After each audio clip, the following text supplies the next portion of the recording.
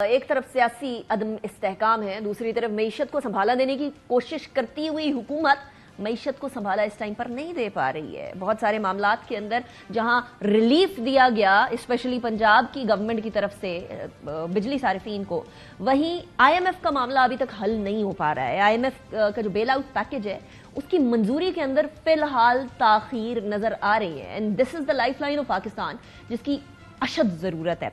Executive board का 30 अगस्त 2024 तक schedule जारी है। पाकिस्तान शेड्यूल में शामिल नहीं है। पाकिस्तान के लिए $7 अरब के बेल आउट पैकेज की मंजूरी के अंदर मजीद ताखीर का इम्कान बड़ा वाज़े तौर पर नजर आ रहा है। आईएमएफ के बोर्ड में 28 से 30 अगस्त तक वियतनाम समेत 3 दीगर मुल्कों की दरखास्तों पर गौर करने के इम्कानात या जो स्केड्यूल के अंदर है वो मौजूद है, लेकिन ज़राए वजारत खजाना के मुताबिक पाकिस्तान के लिए नए कर्ज प्रोग्राम की मंजूरी अगले माह तक मौखर कर दी गई है, यानी सितंबर तक। दोस्त ममालिक से $12 अरब कर्ज वक्त रोल ओवर और मामलात गड़बड़ होने की वजह करार दिए जा रहे हैं बेसिकली आईएमएफ के इस बेल आउट पैकेज की मंजूरी के अंदर जो इसका डिले है। आईएमएफ ने बोर्ड इजलास से पहले एक्सटर्नल फाइनेंसिंग की यकीन दहानियों की शर्त लगा रखी थी, बहुत सारी और शराइत के साथ साथ। पाकिस्तान के पास सऊदी अरब के $5 अरब, चीन के $4 अरब और यूएई के $3 अरब जो हैं वो डिपॉजिट पड़े हुए हैं। हुकूमत ने $12 अरब के डिपॉजिट रोल ओवर कराने और कमर्शियल कर्ज की रीफाइनेंसिंग के लिए कोशिश की और अभी भी कोशिश कर रही है, लेकिन पाकिस्तान को रवा माली साल कमर्शियल कर्ज समेत मजमूई तौर पर $26 अरब $40 करोड़ की बैरूनी अदायगी करनी है, जिसके अंदर सूद एक बहुत बड़ा एलिमेंट है। आईएमएफ $7 अरब के बेल आउट पैकेज की मंजूरी कब देगा, अब ये बहुत बड़ा सवाल है जो कि इस टाइम पर पूछा जा रहा है। कैबिनेट के अंदर भी, हुकूमत के अंदर भी वजीर खजाना मोहम्मद औरंगजेब कह रहे हैं कि तवक्को है कि जी आईएमएफ सितंबर के अंदर पाकिस्तान के लिए $7 बिलियन का बेल आउट पैकेज अप्रूव कर देगी। अभी होगा या नहीं होगा, and if not then Pakistan के लिए क्या प्रॉब्लम्स बन सकते हैं एक ऐसे टाइम पर जहां हमारा एक और ज़र मुबादला को कमाने का तरीका जो है, जो कि इंटरनेट के जरिए फ्रीलांसर्स कमा रहे हैं, वो भी इस टाइम पर रुका हुआ है। डॉक्टर खाकान नजीब साहब हमारे साथ मौजूद हैं, जाने माने इकोनॉमिस्ट हैं। Thank you very much doctor sahab for joining me in the program. Doctor sahab, एक तो ये मंजूरी की ना होने की जो वजह है, ये एक तो दोस्त ममालिक से जो हमने रोल ओवर लेना है वो नहीं हो पा रहा, फाइन, इट मेक सेंस, उसके अंदर शायद थोड़ा टाइम लग जाए, लेकिन वी वर एक्सपेक्टिंग कि मैक्सिमम इस महीने तक मंजूरी आ जाएगी, उससे जो मार्केट के अंदर एक सेंटिमेंट जाता है, पॉजिटिविटी का सेंटिमेंट, वो भी आ जाएगा। So it will at least give some stability to the economy of Pakistan, लेकिन नहीं हुआ। आपको लगता है कि ये अगले महीने जो तवक्को की जा रही है वो तवक्को पूरी हो जाएगी? बिस्मिल्लाहिर्रहमानिर्रहीम। अनीका, आपने बहुत ही अच्छा जो इंट्रोडक्शन है वो सामने रखा है। You covered good points. So let me से दिस, स्टाफ लेवल एग्रीमेंट से के बाद एक मरहला होता है जो एक इंटरनल रिपोर्ट बनाती है मैनेजमेंट, और वो सर्कुलेट करती है बोर्ड में और कॉन्फर्मेशंस दे देती है हर चीज़ की जिसकी देनी हो।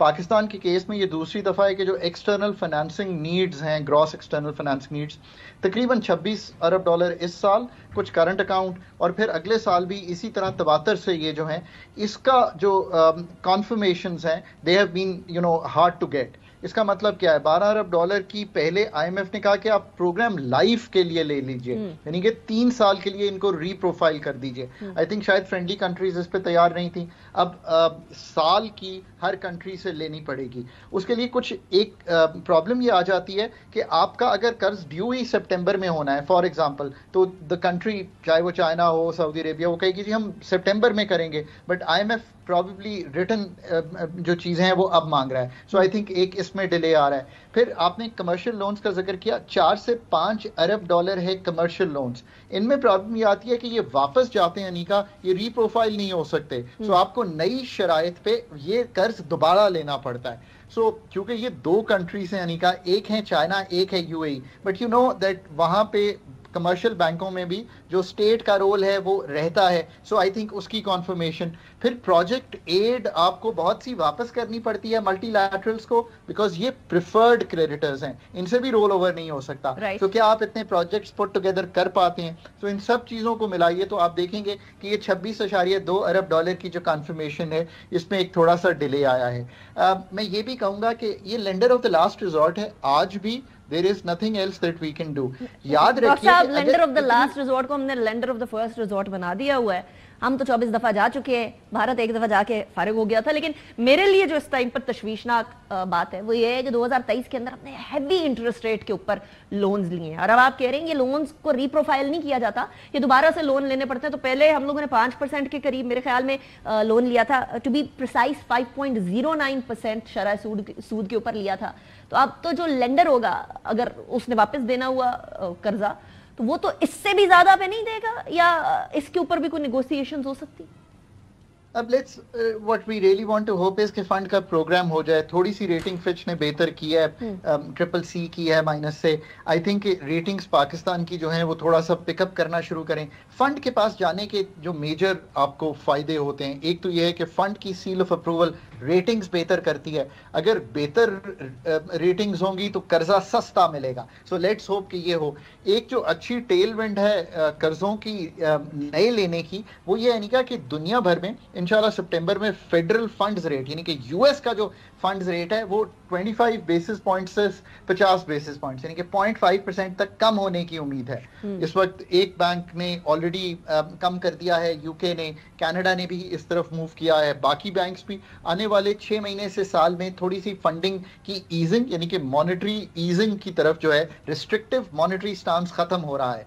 So that will play an important part doctor साहब। लेकिन मेरा सवाल सादा है, हम बाकी मुमालिक वो कितने बेसिस पॉइंट अपना इंटरेस्ट रेट कम करते हैं?